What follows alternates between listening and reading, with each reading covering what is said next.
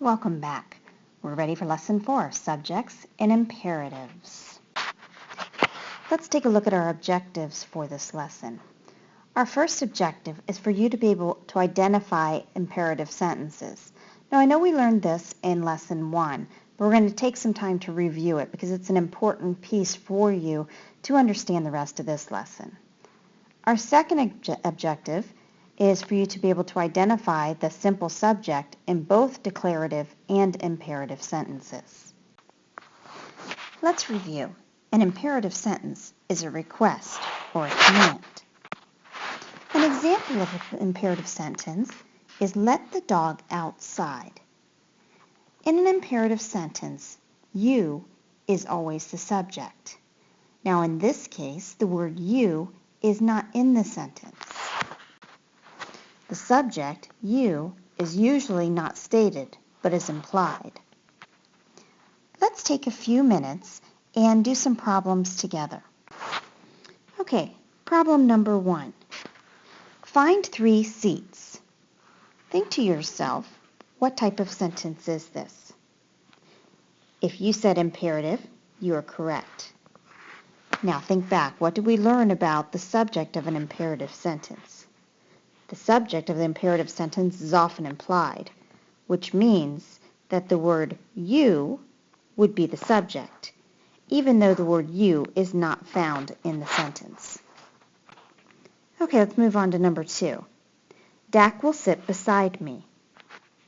This is an example of a declarative sentence. Declarative is making a statement. In this sentence, who are we talking about? In this case, Dak would be our subject.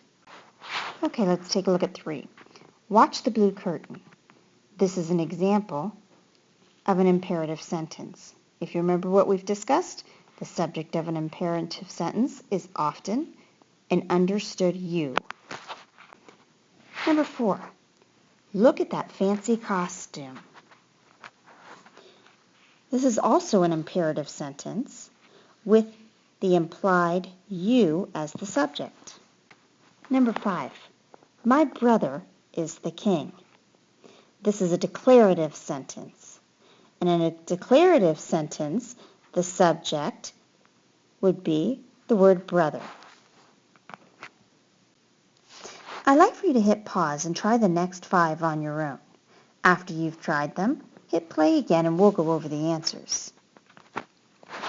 Okay, now that you're done, number 6. The audience loves this play. This is a declarative sentence. And in this case, the word audience is going to be our subject. I really enjoyed dinner last night. I'm going to throw you a little curveball because this is actually an exclamatory sentence. Now you should have known that by the exclamation point. And the subject of this sentence is the word I. Everyone is sitting very quietly.